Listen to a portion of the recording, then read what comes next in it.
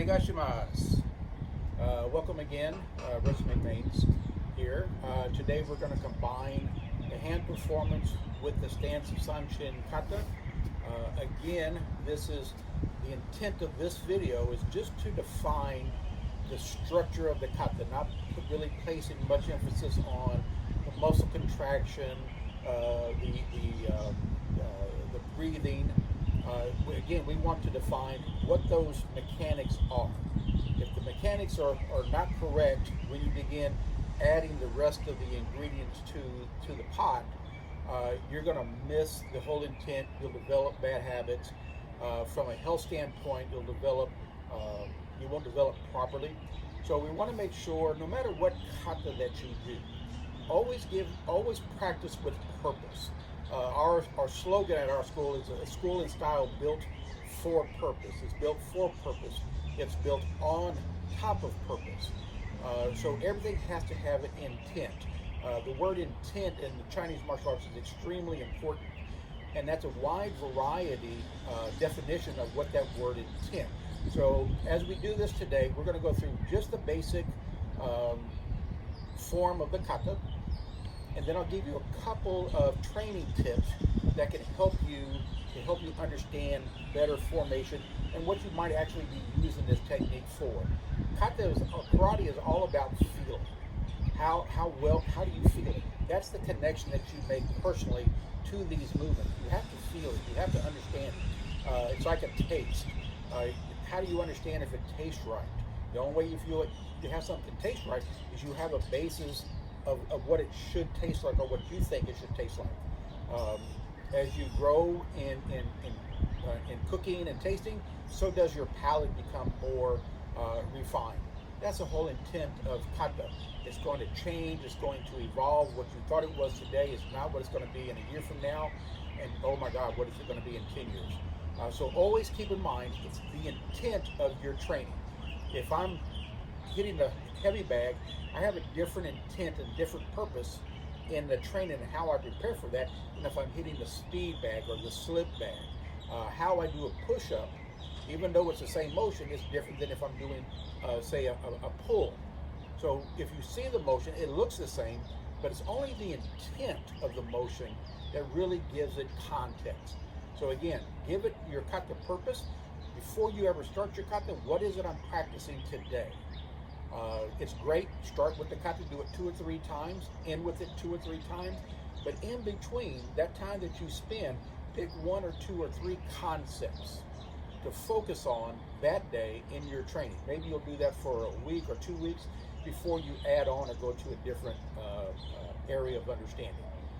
You have to learn how to study your karate, not just do it, but actually feel it, study it, begin to understand it. Find something. There's nothing natural about what we do in karate. There's nothing natural about this position at all. But you can connect it to things that's in part of your natural life that will give it context and begin to make it yours. Those are the ideas that came with the fly, the box, the wall, the pointer, the light pointers. I have a lot of different concepts because for my students, that's part of their natural life. So you have something within your natural life you can relate your martial arts to, then it starts to become yours and it begins to make sense. So we're going to start the kata again today. We're going to just walk through the form of it, forward and sideways, and then I'll come back and give you just a couple of teaching points or stressing points when you're practicing it. The first 2 videos gave you the main context of what you should be paying attention to. So this one is not going to be as in-depth because most of it you have in the other 2 videos. To be actually go back and learn how to practice this. That's the whole intent. Don't just practice it, learn how to practice it. Give it intent. All right, let's start with the kata today. Again, remembering your version is maybe a little bit different than mine. It really doesn't matter. If you pull out something out of this that you can take to yours, that's great, fine, and dandy. Right? Starting from the subidachi. Onegashimasu.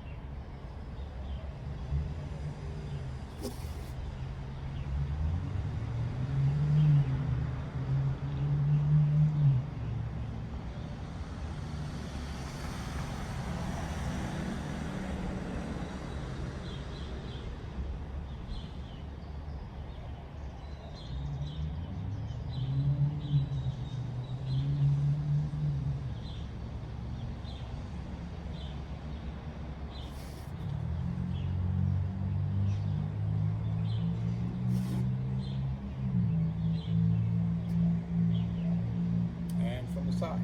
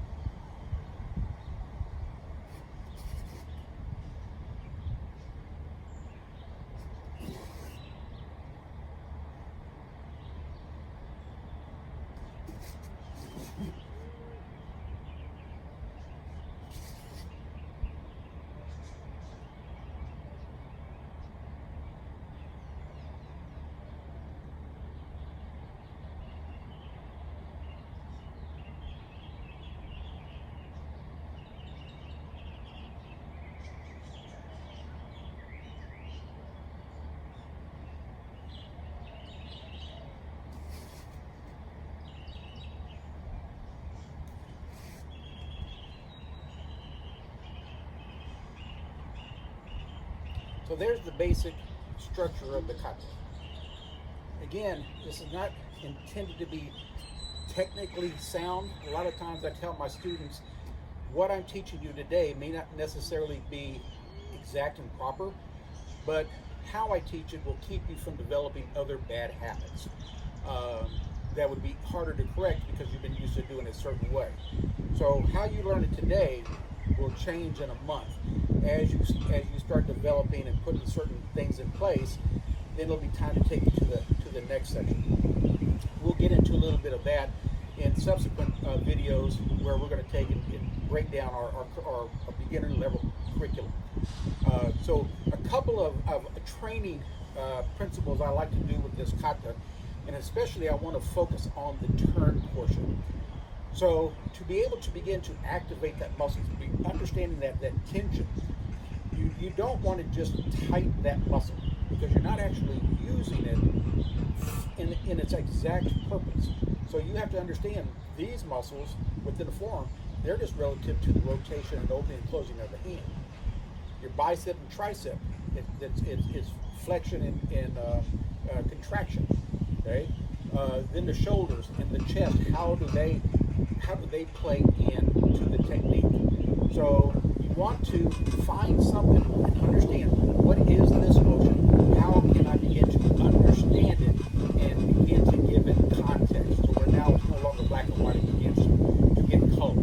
So from the beginning, once you're here in Heikodachi, your position, I like to think about grabbing some weights on a chain, a big heavy chain, and each weight is 1,000 pounds. And I'm grabbing it. I'm going to try and lift that up. So the first thing I have to have is a good strong grip on those weights. Now if they weigh 1,000 pounds, I just can't simply pick them up. I've got to kind of pull.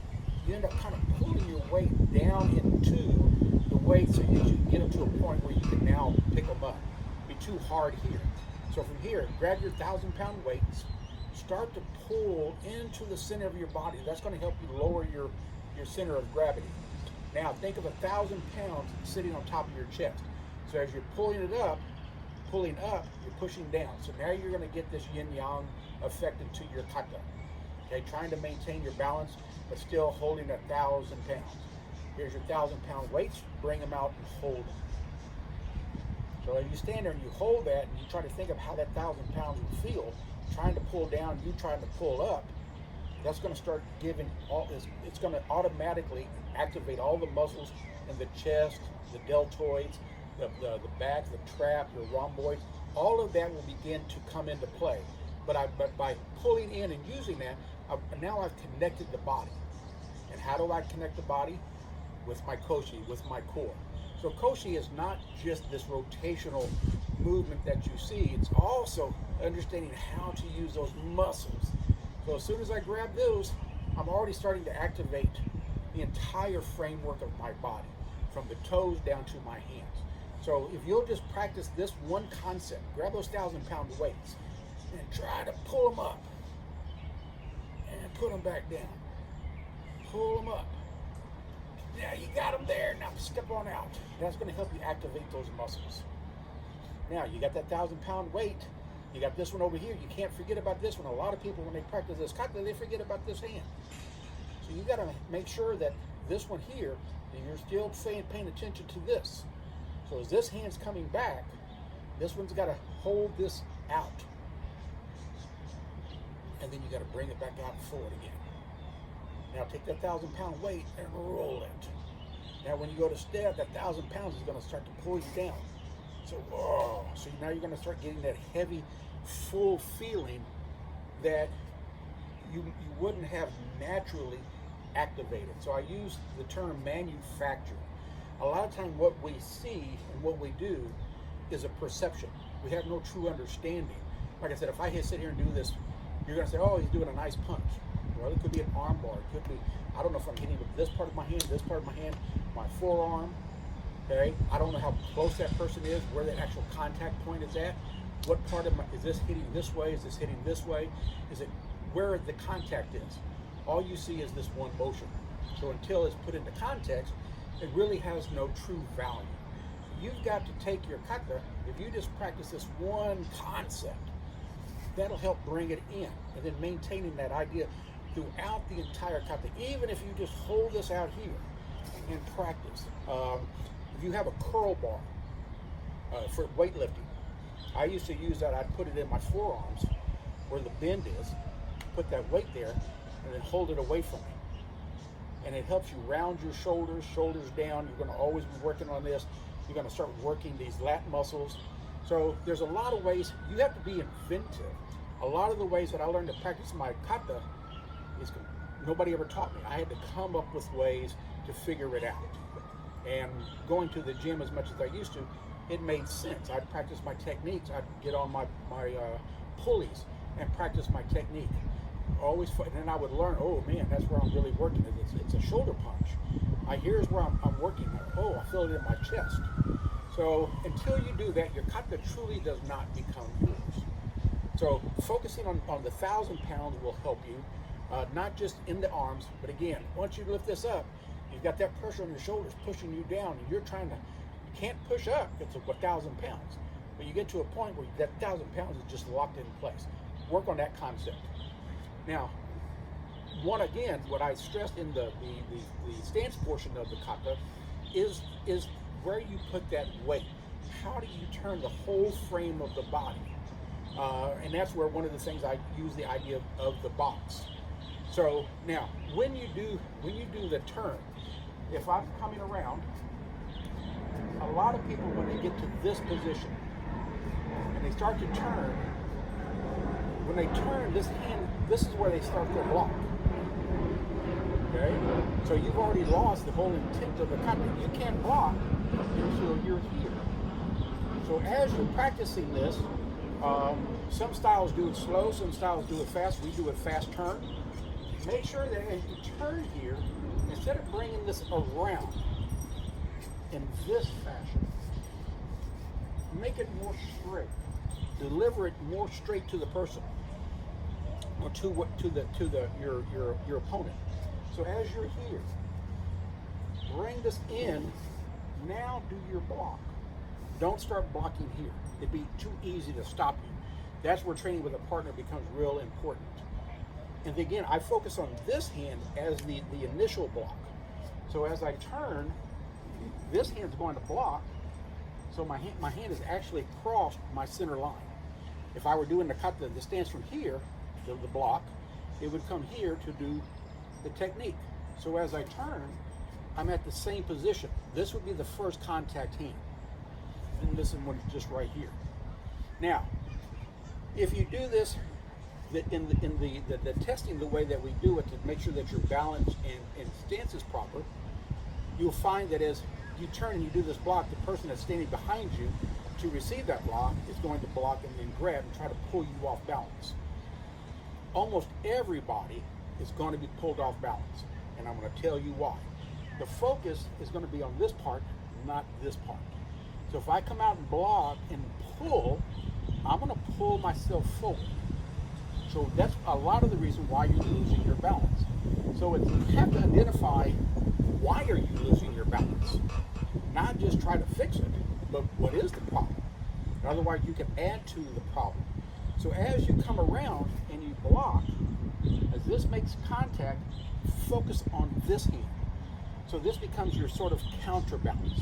So as I hit, if I focus on this hand and then pull, I'm already going to pull forward. But if I focus and when I do this pull, push back, tighten, it'll help me maintain my balance. You want to practice it slow. Once you have a partner to practice it, you want to practice that slow. Even if you had, I've got a big pole right here where I can reach over here and grab. If I pull, I can pull myself off balance. But if I pull back and pull, if I counterbalance it, counteract it, then you're going to find that you have your balance. So like I said, you can just grab a pole, this one here. And if I got here and I pull this hand and just hold it and pull, I'm going to pull myself off balance.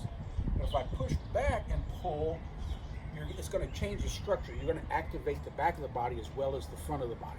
So you're going to get that yin-yang response that's needed. So there's little things that you can practice in your kata that a lot of times are missing. So again, intent.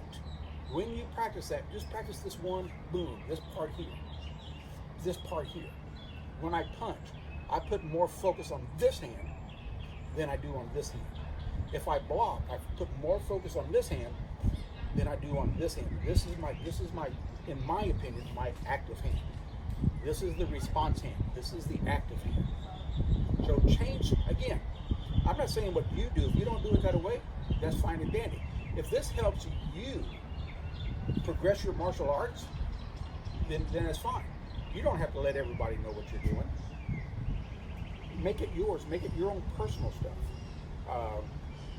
So as you practice the kata, again, I like to start out, I do it a couple of times, just work the concept of the kata, the forms, full blown, full speed, full contraction. And then I come back and I'll pick out 2 or 3 little items. Might be the hand higher than the elbow, shoulder down. It could be, I could be focusing on the bushimi of the arms and the body. So I'll pick out 2 or 3 things. That's what I practice in my kata. Then I'll finish it out with another 1 or 2 or 3 times to finish the kata that way. So always, no matter what kata that you do, before you ever practice it, what is your intent? What is your focus for that day's training? Whether, no matter what your teacher, you go to class, whatever they're teaching in class is irrelevant. You're going to practice that whole week on a certain concept. So if they're teaching kata, you will say, okay, no matter what we do this week, my hand's going to be in this position. There's not much difference between this position and this position. It's the same position. Boom, there, same position, same position. So always go into class with an intent this week, no matter what my instructor's teaching or no matter what I have training for that week, what am I going to focus on today? What's in today's training? Okay? I hope this is helpful to you. It's simple. It's not hard. As we grow, we'll make our katas better and stronger. Thank you very much. どうもありがとうございました。